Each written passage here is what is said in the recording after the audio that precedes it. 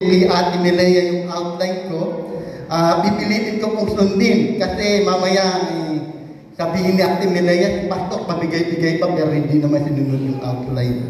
Kaya sa biyaya po ng Panginoon, ngayon po ay mag-aaral tayo. No? Katulad po nung sinabi po natin nung nakaraan, napakaganda ng pag-aaral. Sino po nakarinig po nung mensahe ng rapture? Tayo, no? Tapos Kuya Joel, ano yung mensahe ni Kuya Joel? Nakatulog daw po sila. Hindi na natin masabi. Nakatulog daw po sila. Oo, kung hindi nyo alam, nandun si Kuya Joel mamaya. So, balik na lang tayo. Sino ba yung ira-rapture? Sino ba yung makakasama sa rapture? Mananampalataya. Mga mananampalataya, yung mga nakay Kristo. Tama? Kaya yung challenge, kung may mahal ka pa sa buhay, na hindi pa nananampalataya, trabahoin mo yan. Yung pinakita niyang video clips, napakaganda nun, ano? Doon ako na-touch talaga yung ipinakita, yung mag-asawa, magkayakap sila, tapos biglang nawala yung isa. No? Tingnan nyo may asawa nyo, hindi nga, umarap kayo. Alam nyo, ikaw walang asawa, kausapin nyo na lang yung sarili nyo. Hindi sabihin mo nga sa asawa, makakasama ka sa rapture. Oo, di ba? Napakasarap yun na walang maiiwan sa rapture. Sapagkat alam natin, pagkatapos ng rapture, ano yung susunod? Great Tribulation, napakahirap. Sabi doon, ang Great Tribulation, hindi pa nararanasan ng nangyari sa sanlibutan. So, kung may mga gera, kung mga atomic bomb, may tagutong, may mga nito, hindi pa yun mas malala, mas mahirap. Kaya yun po yung challenge sa atin, no? Sana, walang maiwanan sa rapture. Maski dito, no? Di ba, napanood din natin sa video clip, yung pastor nag-pre-preach. Yung iba, naiwan. Yung iba, ni-rapture. So, nawa, walang maiiwan dito. At sana walang iwanan. Hindi ako politiko, no? At yun po yung nais natin, na walang maiwan. Kasi napakahirap ng dala natin, yung walang maiwan. So, ang pag-aaralan po natin ngayon ay future events pa rin. Alam niyo, napakagandang mag-aaral ng future events. Very challenging, pero medyo mahirap siya, no? Kasi kailangan pag-sunurin mo.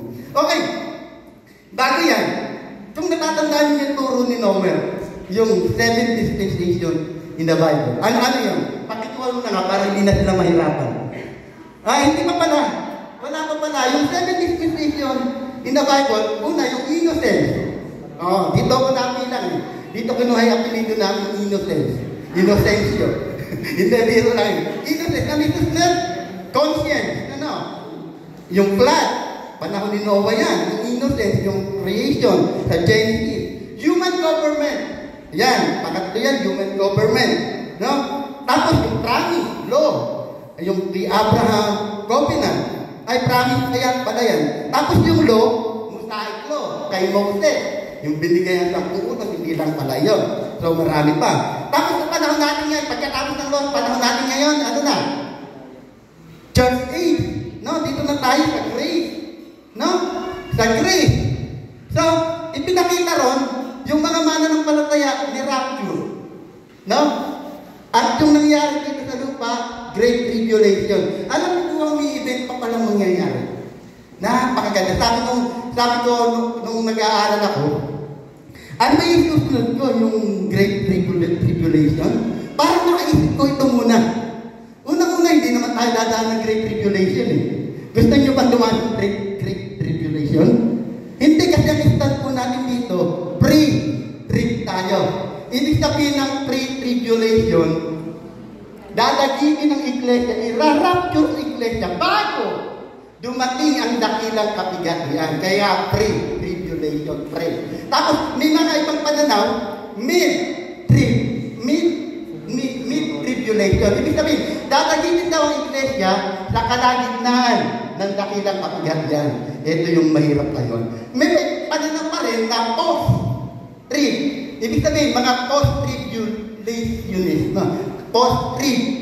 Dadagitin daw ang iglesia pagkatapos ng dakilang kapighatian. So, ang instant po natin, pray tayo. Sapagkat sabi ng Bible, hindi kayo iniligtas para sa kapighatian. Amen? Napakaliwanag nun.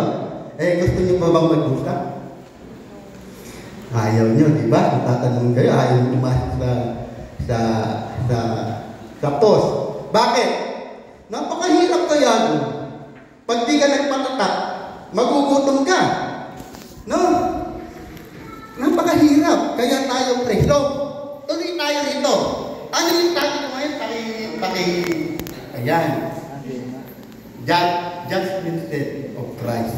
Napakaganda yan. No? Nasa Bible yan. Pero bago yan, inihiling ko na tumayo muna tayong lahat. Paghuhukom.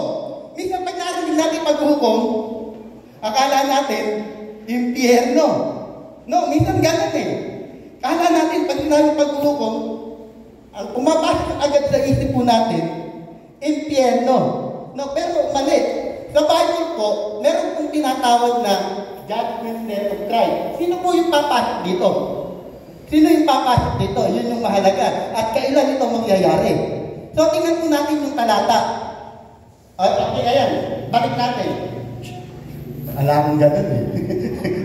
Yung mag-aalala ko na ito. Okay, ito pong bema, ito'y para lamang sa mga mananampalataya ng ating Panginoong Kristo.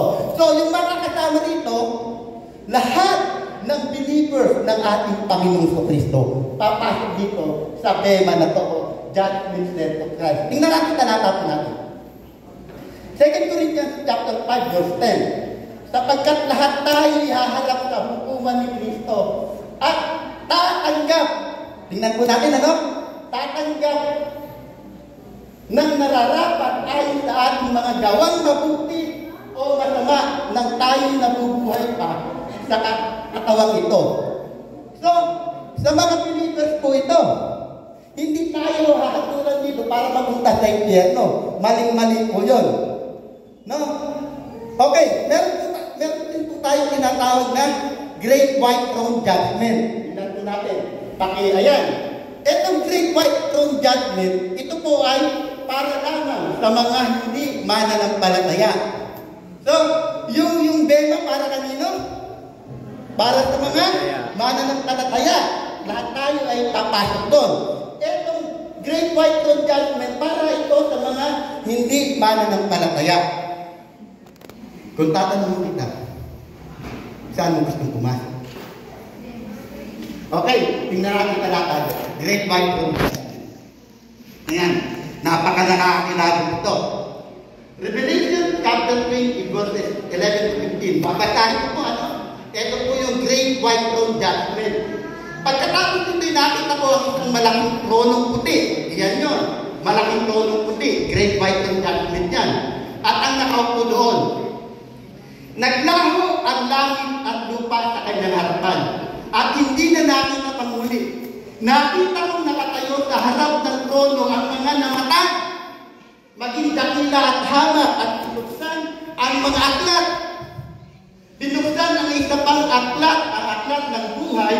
Hinatulan ang mga patay ayon sa kanilang ginawa. Batay sa nakasulat sa mga aklat. Next. Iniluwan ng dagat ang mga patay na naroon. Iniluwari ng kamatayan at daigdig ng mga patay. Ang mga patay na nasa kanila. Hinatulan ang lahat ayon sa kanilang mga ginawa. Pagkatapos nito ay itinapon din sa lawa ng apoy ang kamatayan, ang daigdig ng mga patay. Ang lawa ng apoy, ang pangalawang kamatayan. Ang sinumang hindi nakasulat ang pangalan sa aklat ng buhay ay itinapon sa lawang apoy. So, sino raw yung itinapon sa lawang apoy? Yung mga hindi nakasulat sa aklat ng buhay. Ibig sabihin, mga unbeliever. Sapagkat sinabi sa banal na kasulatan, kapag sumampalataya ka sa Panginoong Kristo, ang pangalan mo ay nasulat na sa aklat ng buhay. So, itong Judgment Seat of Christ, iba yan kaysa sa Great White Throne Judgment. Huwag tayong mali doon. Kaya nga, dispensation tayo. Ano po ba ibig sabihin ng dispensation. Pamamahala ng Diyos sa iba't ibang kapanahunan. Para tumaunawaan natin, para hindi po tayo malito, iba po ang pamamahala ng Diyos sa Old Testament, sa kautusan, sa grace. Hindi natin pwedeng pagsamay. Halimbawa, sa grace, paano maliligtas ang tao? By faith pa rin, pero kailangan ng obedience. Amen? Si Abraham, hindi naman sumasasampalataya kung walang obedience. Kaya sa Genesis chapter 15, verse 6, si Abraham ay tinuring na matuwid dahil sa kanyang pananampalataya. So, may obedience. So, sa panahon ng grace, ito na tayo, after the cross. Paano ang kaligtasan? Noong Old Testament, kanino yung object of faith? Kanino sila sasampalataya? Kanino? Kanino? God the Father. Amen? Bakit sa God the Father? Ay, hindi pa naman mamatay si Kristo doon eh. Saka wala kang mababasa sa Old Testament na sumampalataya kay Jesus. So, kailan siya dumating? Sa grace. Nung after the cross, kailangan sumampalataya ka kay Jesus. Nung grace, nung church age, itong panahon natin ngayon, kanino yung object of faith natin? Jesus Christ. Kay Kristo. Siya yung dapat mong sampalatayan. Hindi nangangahulugan na magkalaban sila. So, yan yung dispensation para maunawaan po natin. Maliwanag mo ba? May konting pag-aaral po para hindi tayo malito. So, ganon. Kaya nga, Acts chapter 4, verse 12, kay Kristo lamang matatagpuan ang kaligtasan sapagkat ang silong ng langit ay walang ibang pangalan ibinigay Ama sa kahit ikaliligtas ng mga tao. Kaya nga si Paul, ipinagpipilitan po niya sa Book of Galatians, especially sa chapter 2. Hindi kayo naligtas sa pamamagitan ng kautusan. Naligtas kayo sa pamamagitan ng pananampalataya kay Jesus. So, napakaliwanag ng mga teaching na yan. So, balik po tayo sa topic. No? Doon po sa Bema. Ayan. Pakibalikan po natin. Ito po, napakahirap po nito, no? Yung hindi nakasulat sa aklat ng buhay, automatically ay tatapon sa impyerno.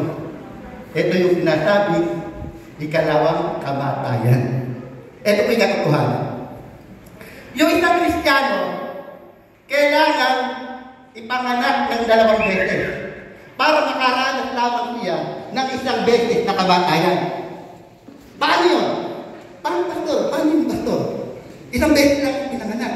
John chapter 3, kailangan ipinanganak muli. Kailangan ma-born again ka. Kailangan magka-spiritual reborn ka. No? So, ito yun. Yung tao pumana ng palataya, 2 kapanganakan yan. Kailan birthday mo?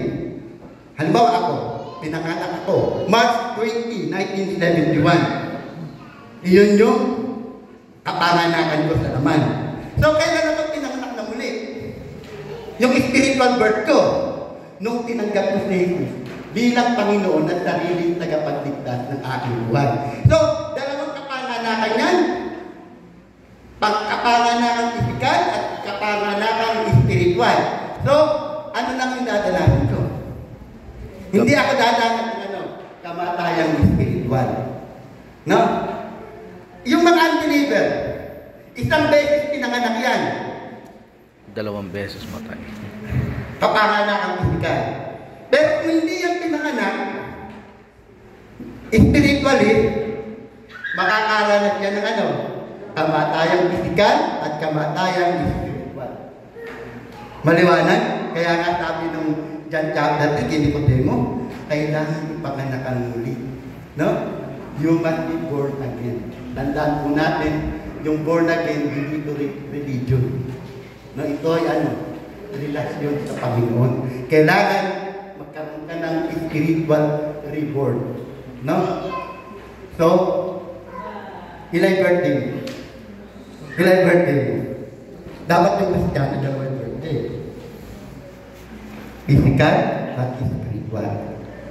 So, hindi ka raranas ng kamatayan spiritual.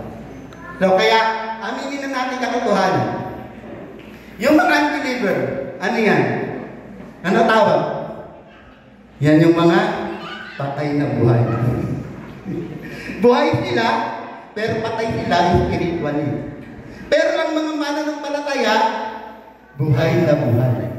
Kaya na madalas kumanta yan, alive, alive forever. So, patay tayo. No? Kaya magpaalam po tayo. So, maliwanag po sa atin yan. Tayo po ay hindi nadadaan sa great white throne judgment. Pero sa judgment seat of Christ, dadaan tayo. So, kailan mangyayari ito? Di ba? Rapture. Dadagitin tayo at tayo titipunin. Saan tayo titipunin? Alapaap. Saan? Sa alapaap. Di ba? Lahat. Mga mananampalataya, yung mga namatay. At tapos sila yung unang buhayin. Kung tayo datnan ng rapture, buhay na tayo rin. So, ang meeting place natin saan? Sa alapaap. Pero lahat tayo ay ano? Dadaling sa langit. Halimbawa, kami po, hindi ko alam kung anong taon mo. Nung nagkaroon ng church outing itong church sa Baguio. Nakita ko ba sa Baguio? Hindi nakasama sa Baguio. No, konti lang pala yung nakasama sa Baguio. No? Nung nagkita po kami Baguio, ang destination namin sa Baguio, pero ang meeting place namin sa Victory Liner, sa terminal, sa San Fernando. Doon kami nagkita-kita, pero ang destination namin sa Baguio. So, ang rapture ganon. Ang meeting place natin, sa Alapahan, iipunin tayo doon. Pero saan tayo dadalhin? Destination natin. Sa heaven. Kala ko sa heaven. So, ganito. Lahat tayo, pupunta ng langit. Amen? Sana. Tandaan po natin, ito yung isang paalala, no? Lagi ko sinasabi ni Pastor. Hindi porke umaaling ka ng linggo-linggo, mapupunta ka na ng langit. Amen? Kahit umaaling ka, hindi ka umaabsent. Kahit alas 7 pa lang andito ka na, hindi yan ang paraan para pumunta ka ng langit. Ang paraan ng Diyos, kailangan tanggapin mo si Jesus. Sampalatayanan mo si Jesus bilang Panginoon mo at sariling tagapagligtas ng iyong buhay. So, yun lang ang ibigay ng Diyos. So, balik tayo dito sa judgment seat of Christ. Alam niyo po ba na yung katawan natin ito, ayon sa 1 Corinthians chapter 15, babaguhin ito eh. Gagawin itong glorified body. Yung mga katawang nabubulok, gagawin, malulati, hindi nabubulok. Yung mga katawang may kapantanan, pagdating doon, wala ka ng kapantanan. Kaya si Pastor, wala nang hiring sa langit. No? Kaya nga sabi doon, wala nang kapintasan sa langit eh. Kaya pagdating sa langit, hindi ka na magsasalamig. Malinaw na ang mata mo ron. Pagdating mo sa langit, hindi ka na pag-uusapan na ang height mo 5'11" lang. Bakit? Walang kapintasan doon. Alam mo kanina kung naisip. Bakit mo walang kapintasan? Kasi sa langit, walang pintasero doon. Tama? Okay. Di ba? Bakit walang kapintasan sa langit? Hindi ka mamimintas sa langit. Bagamat dito, marami kang tinitintas. Yung kilay nun, hindi pantay. Tingnan mo. Yung kilay nun, tattoo yun eh. So, marami tayong nakikita ng pintasero. Tingnan mo yun, ang taba-taba, ang tabi mo. So, dahil gano'n natin ginagawa eh. Yan maraming kapintasan. Pero alam niyo po ba? Ang sarap nun eh. Basahin yung 1 Corinthians chapter 15. Okay, basahin natin, no? Baka akala nyo, nag-i-invento lang ako eh. Chapter 15 yun eh. Nawala yata 1 Corinthians ko. Okay, babasahin ko 1 Corinthians chapter 15, verse 51, sabi rito, hanggang sa mga susunod. Pakinggan ninyo ang hiwagang ito. Hindi mamamatay ang lahat, ngunit lahat tayo'y babaguhin. Napaganda niya, Sa isang sandali, sa isang kisap mata, kasabay ng huling tunog ng trumpeta. Pagtunog ng trumpeta, ang mga patay ay muling bubuhayin at di na mamamatay. Babaguhin tayong lahat sapagkat itong katawang nabubulok ay dapat mapalitan ng di nabubulok at ang katawang namamatay ng di namamatay. Kapag napalitan na ng walang pagkabulok ang nabubulok at napalitan na ng walang kamatayan ang mga namamatay, natupad na ang nasasaad sa kasulatan. Nalupit na ang kamatayan, ganap na ang tagumpay. Nasaan o kamatayan ang iyong tagumpay? Nasaan kamatayan ang iyong kamandag? Di ba napakaganda nun? Di ba tayo dito, nakakaranas pa rin tayo ng mga sakit? No? Nakakaranas pa rin tayo ng parang nagkakaroon tayo ng inferiority complex. Bakit? Ay, pinag-uusapan na naman yan yung kaitiman ko. Narinig ko nung isang araw, sabi mo, kulay gulong daw ako. Ang daming pintasero. No? Sabi nila, wag daw ako mag-aanawa ng panda. Pag daw yan na nag-player, ibabagpunan daw yan. Ang daming mga ganun, ano? Pero wala na. No? Glorified body na tayo. Maging sa mag-asawa. Pagdating sa langit, wala na yan. Magkapatid na lang kayo. Kaya rito habang nagsasama pa kayo, magmahalan kayo hanggat gusto nyo. Samantalahin nyo na. No? Wala na yan. Ang gagawin na lang natin doon natin. Magpupuri tayo sa Panginoon. So, bago yun, balik po tayo dito sa Bella. Anong hahatulan dito? Yung mga gawa po natin. No? Sabi doon, lahat ng ginawa natin, pararaanin yan sa apoy. At kapag hindi yan natutuan dalisay, masusunod yan. It doesn't mean na mapupunta ka sa impyerno. So, pagsusulit natin yung lahat ng ginawa natin dito. Amen? Kaya yung challenge, hanggat nandito ka, gumawa ka na sa Panginoon. Sapagkat pagharap natin dito sa judgment seat of Christ, meron tayong mga putol, may mga corona. Sa graduation, ano yung pinakamasarap sa isang graduate? May diploma ka. Di ba? Mas masarap kung may medal ka. Okay na rin kung pasado ka. Sa grade, yung lagi kong nakuha sa grade, kasiya-siya. Meron lubos na kasiya-siya. Yung kasiya-siya, 75, 78. At least pasado. Siyempre ba naman, makakakuha ba ako ng line of faith nun? Nanay ba ako? Minuto ko ako Tapos nung basahan na nakita ko yung grade. Wow, 78, 75. At least kasiya-siya. Pasado pa rin.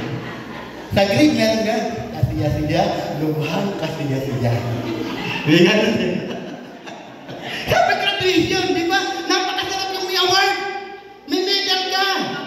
Valedictorian, salutatorian, best honorable mention. Most behave. Sip-sip. Ay, hindi pala yun. Helpful pala. Sa masarap. Sa basketball ko, halimbawa, sino rin na MVP na sa basketball? Pakitaan nyo kami ng na-MVP. Si Ligaspi, ano ko, magkaking na shooter yan. Napapanood ko yan. Parang yung galawan yung galawan ko nung araw. Shooter yan eh. Napanood ko yan si Ligaspi. Mapa-outside, mapa-slasher din yan, no? All around. Sa mga player, ano yung masarap? Sa awarding, di ba? Pero hindi masarap maglaro ng basketball. Amen? Sino rin yung naglaro ng basketball? Ayaw nilang tumaan. Kasi yung standing po nila, 0.5, 0.8. Hindi kinalarangan. Kasiya-siya lang. Na, madali nung lumaro ng basketball. Di ba mahirap? Minsan nababalya ka. At minsan naman nababalya ka. Ay kasi nga, physical game yung ba. Sabi nga, kung ayaw mong masaktan, magbalance ka. magbigo ka, mag-chest ka. Talagang ganyan. So, naghihirap ka. Ginalingan mo. Pero ano yung pinakamasarap? Awat, diba? Mythical pa. Diba? May ganyan ano. Tapos, most valuable player. May ganyan. Magaling pang most valuable player. So, may award din. So, pag may award, sarap, diba? So, pagharap natin sa Diyos. Diyan sa judgment seat of Christ. Meron tayong corona dyan. Sabi doon, tayo igagantimpalaan ayon sa ating mga gawa. Sabi ng Panginoon yan. No? So, iyan ay mangyayari. Rapture, gagawin tayong glorified body, merong awarding na mangyayari sa PEMA, yung ating mga gawa, magkoronahan tayo, habang sa isang banda, yung mga tao naman dito iwan, dadaan sa Great Tribulation. So, ang ganda, no? Kung tatanungin ka, kapatid, saan gusto? Sa Tribulation? O dito sa Bema? Sa Bema, no? Siyempre. Ano yung susi? Sumampalataya kayo. No? Sumampalataya. Sabi dyan, huhusgan o haatulan ang mga mananampalataya hindi sa kaparusahan. Tandaan po natin, ano? Kundi sa gantimpala. So, kung tatanungin ko kayo ngayon, sa pakiramdam mo, ilan na yung corona nyo sa langit? Meron na ba? Meron? O, pagdating doon, alam niyo po, pag-graduation, ano napapansin niyo sa graduation? Pag tinatawag yung mga higher section, doon sa amin, sa Manila, sa Nolasco, 30 sections kami doon. Pagka ikaw ay section 1 to 15, okay pa yan. Medyo maganda pa yung lakad yan. Pero pag 15 to 30 ka na, panggabi ka na nun. Pinapatay na yung kontador para walang inaw, ligawan na sila. Drama! Pinatay lang pala, 15 to 30. So pag graduation, pagka tinatawag na yung nasa higher section, lakas pa ng palaktakay, no? Kasi may energy pa. Eh, siyempre, ang dami. Pero pag tinatawag na yung mga 15 to 30, ang hina na ng palakpak, pagod na kapag palakpak. No? Ay, baka sa dami, taga-palakpak na lang. Mahirap yun. Halimbawa, tinawag, Joel Puno, papalakpak ka. Ay, ilalagay yung corona ni Joel Puno, ang dami. Ay, ikaw, di ka natawag. Pero ligtas ka. Kung ang maganda rin, ligtas ka naman eh. Kasiya-siya ka. Hindi ka lubhang kasiya-siya. Ligtas ka naman. Pero pabayag ba kayo? Taga-palakpak. Okay. Di ba ang sarap ng may corona? Ang sarap ng may trophy? Ang sarap ng may medal? No? So, pangarapin po natin na sana gantimpalaan tayo ng Panginoon. Halimbawa po, kasi lahat po ng ating gagawin, binasa ko yan sa Corinthians, lahat po ng ating gagawin ay dadaan yan sa Panginoon. At kapag nasunod ng Panginoon, yung ginawa mo ay dumasa po yan nasunod. Wala yan. Ano po ang isang halimbawa sa practical na nangyayari? Halimbawa, naglilinis ka nga ng chapel, pero lagi mo naman sinasabi, puro ako na lang. Pagod na ako, bakit hindi sila? Ang dami mo reklamo. Sa palagay mo, may corona kayo? Wala, mas masunog lang yun. Ginagawa natin ng may pagtatalo sa ating puso. Kailangan, pag gagawa tayo ng Panginoon, totoo, walang kaplastikan. Baka mamaya, nagbabago study ko. Ipinakikita mo lang na pogi ka, may dala kang Bible, naka-longer sleeve ka, long sleeve. No? Ipinakikita mo lang yun. Hindi tama yung motibo mo. So, sunog yan. Wala yan. Walang makaliligtas yan. Alam ng Diyos kung ano yung motibo natin. Nawa, yung mga ginagawa po natin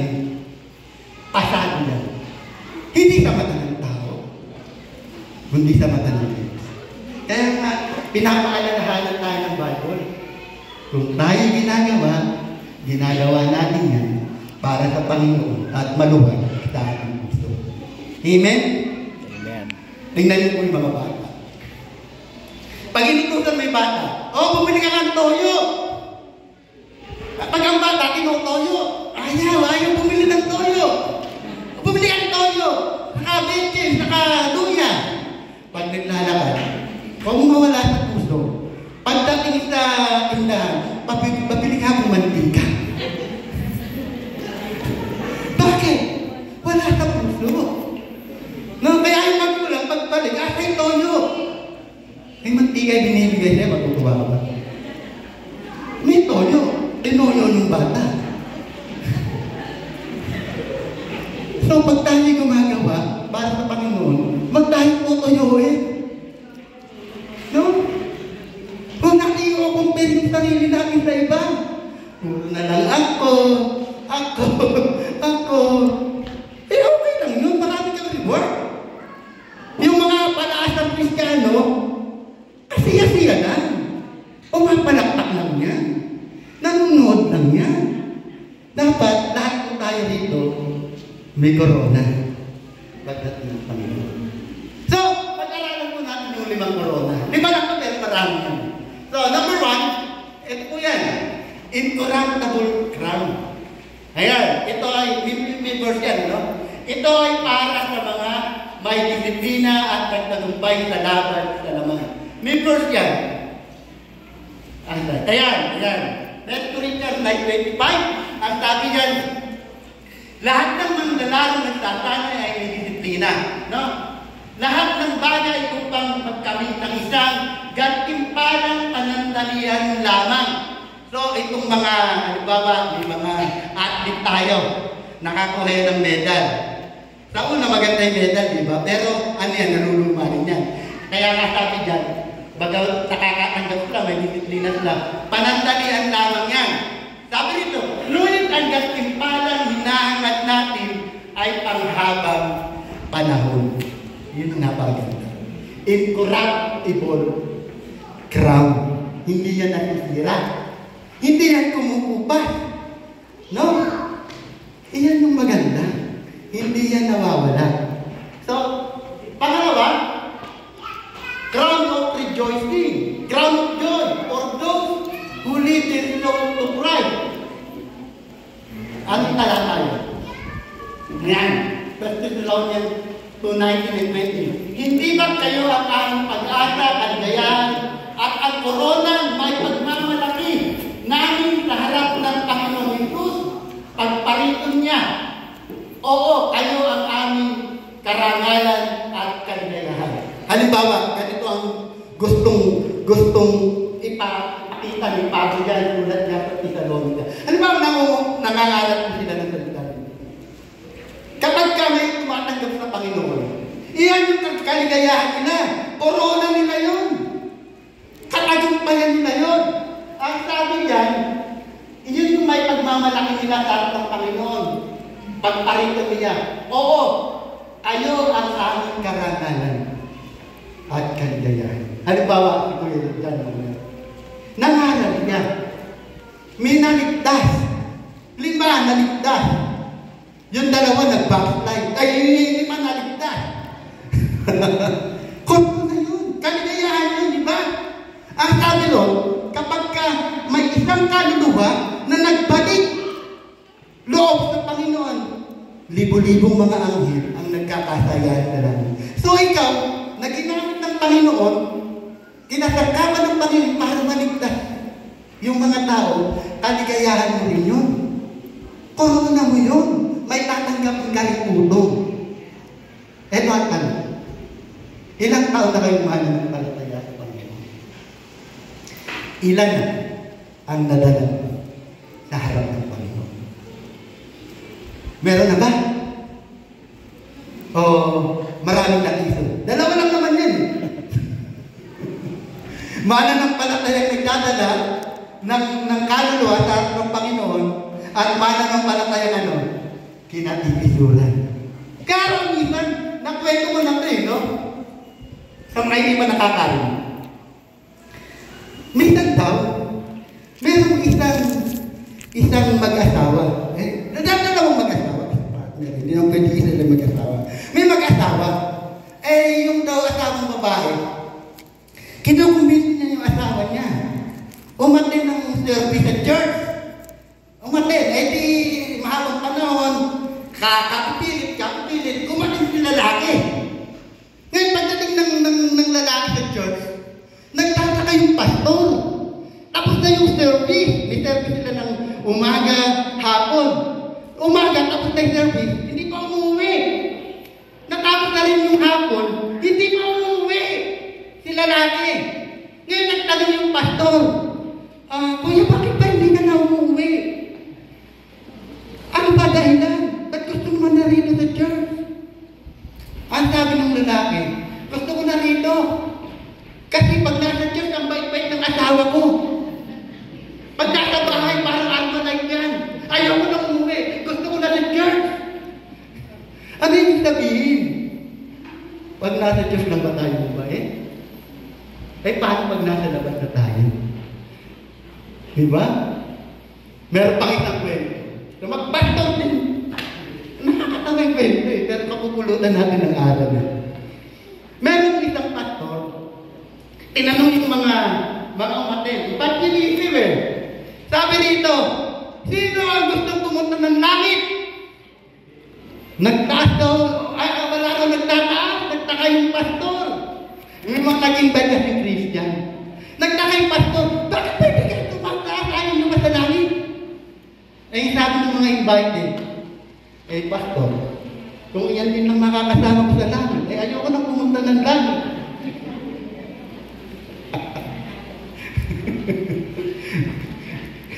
So, napakahalaga yung patutuon natin, di ba? Kahit anong galing natin sa Bible, kahit anong galing natin mangaral, pero supply naman ang buhay natin, wait yan. Walang corona yan. Kaya nga minsan, marinig mo sa mga pinapangaralan, pero ako di ko pa naman na-experience. Yung minsan, kahit nasabi na, bago mo bang may linisin mo muna yung sarili kong bakura. Ibig sabihin, ayusin mo muna ang buhay. Tingnan nyo yung katabi nyo. Tingnan yung katabi nyo. Sabihin mo, ayusin mo ang buhay mo. Umayos ka.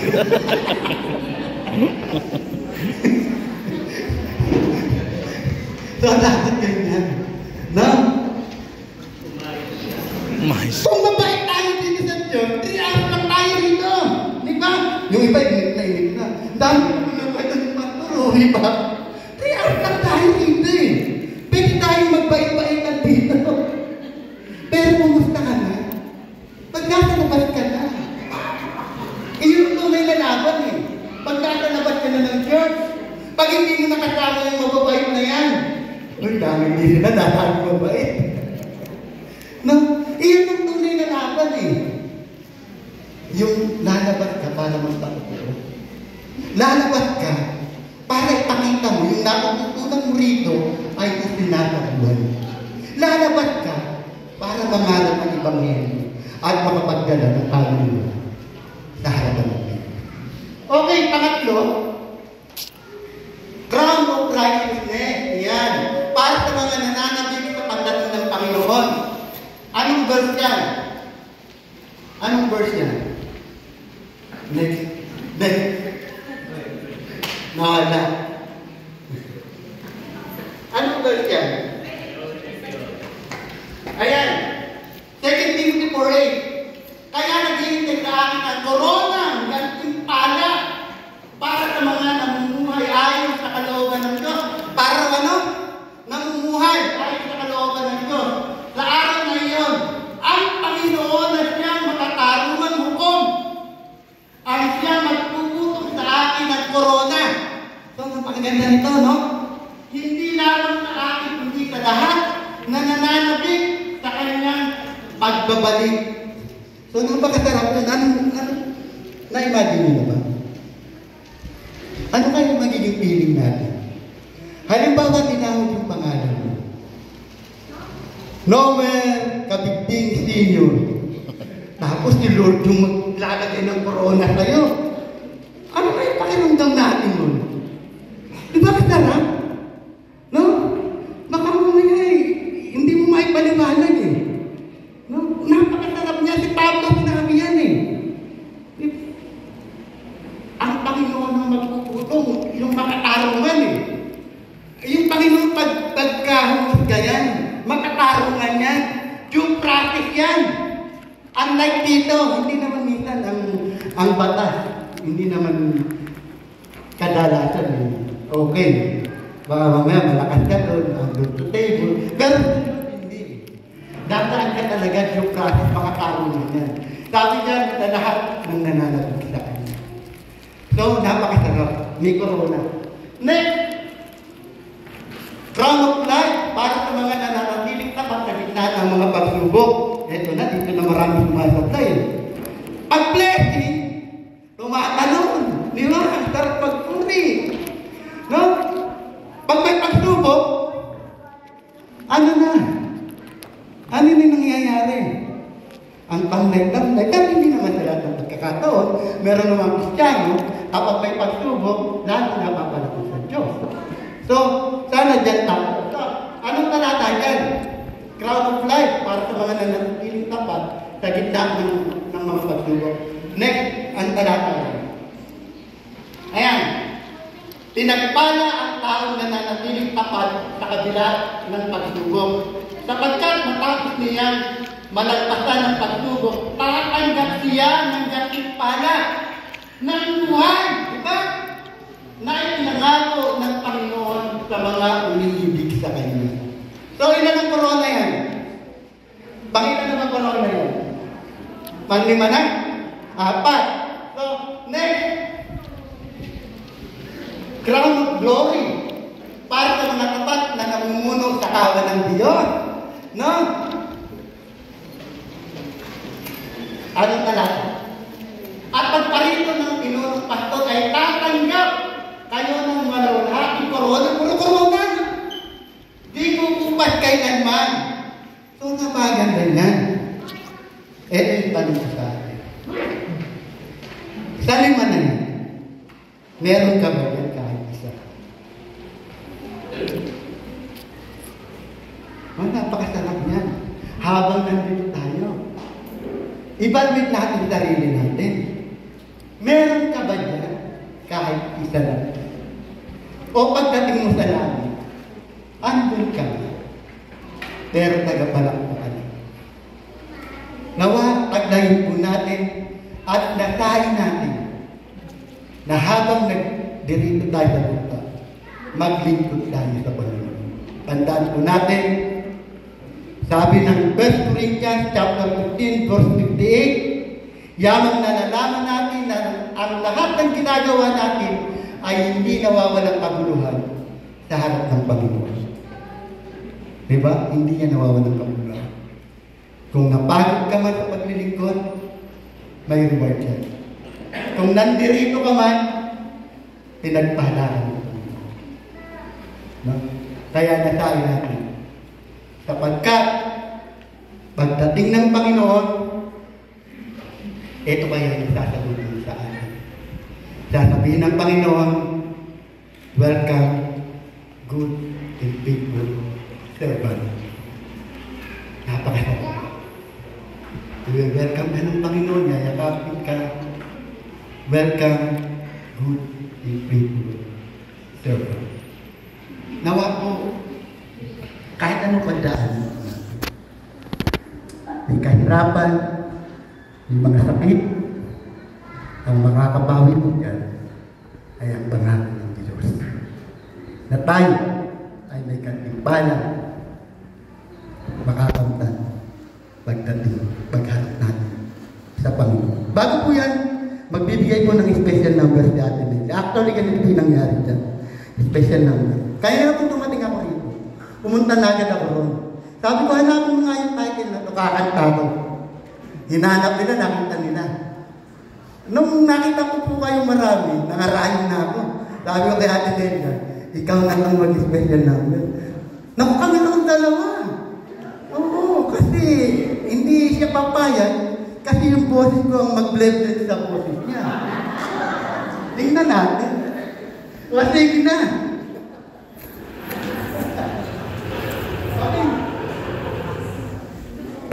Okay, yung awit ko ito ay inawit ko ng Pag-asa Band na taga-Moro Rizal. Sila po ay ka-church ni Kuya Jojo de la Cruz, sila Clyde Cordilla, sila po yung dumatalap sa Haguling dati. Kaya ang banda ko ito ay ininanan kung nasa banda na.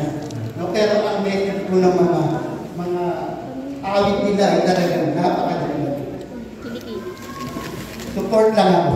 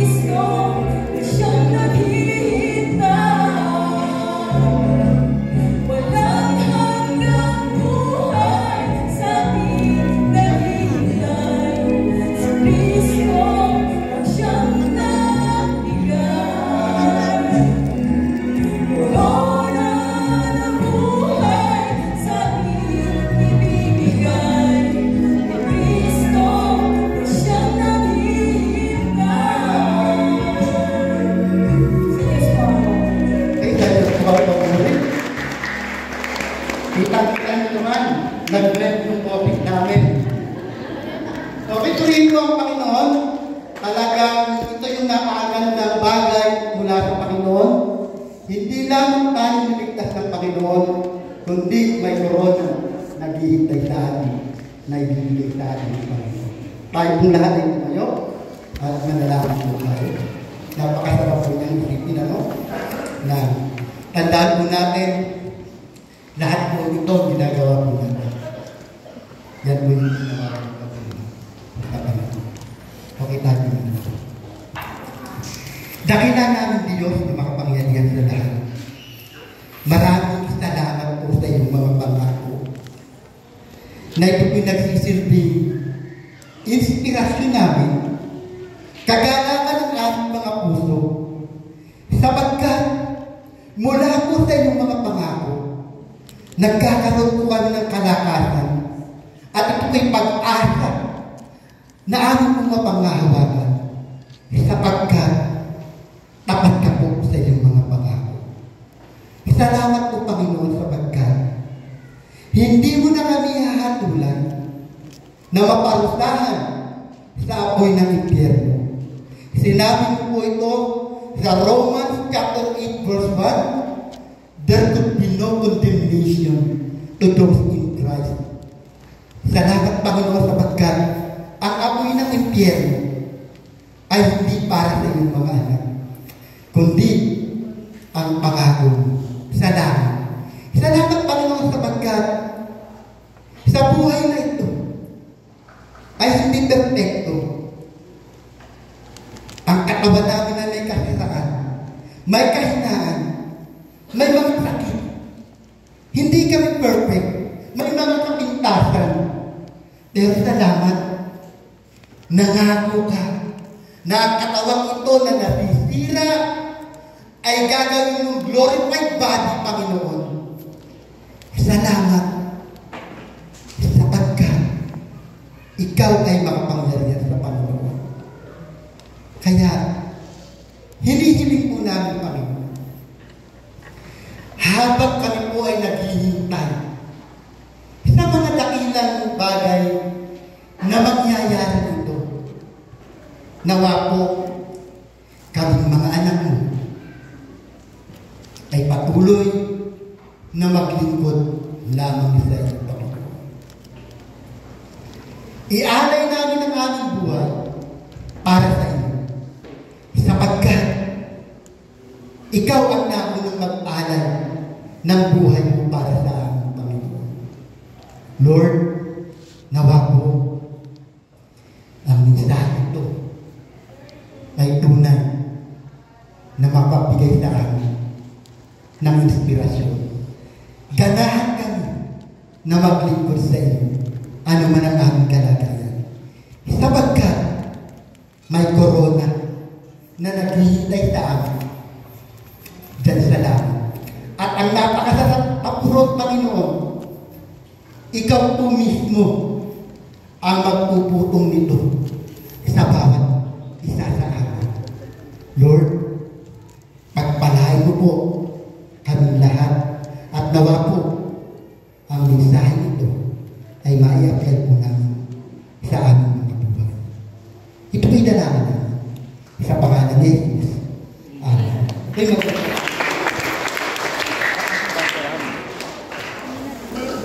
ano to? Ano to? Paano na yan? Asin ba? Okay, pamilitaan po namin, wala po uwi. Ano lang ano? Tapos na to. Tapos kanina to sign up. Ano pala may plastic? Tira ko din. Okay lang. Ano pa lang yan? Basta lang hindi siya magkala. Ayan. Maraming salamat po, Pastor, sa napakagandang mensahe. So, sobrang ganda po ng mensahe na narinig natin sa umagang ito. Dapat tayo mga mananampalataya is panabikan po na napakalinaw na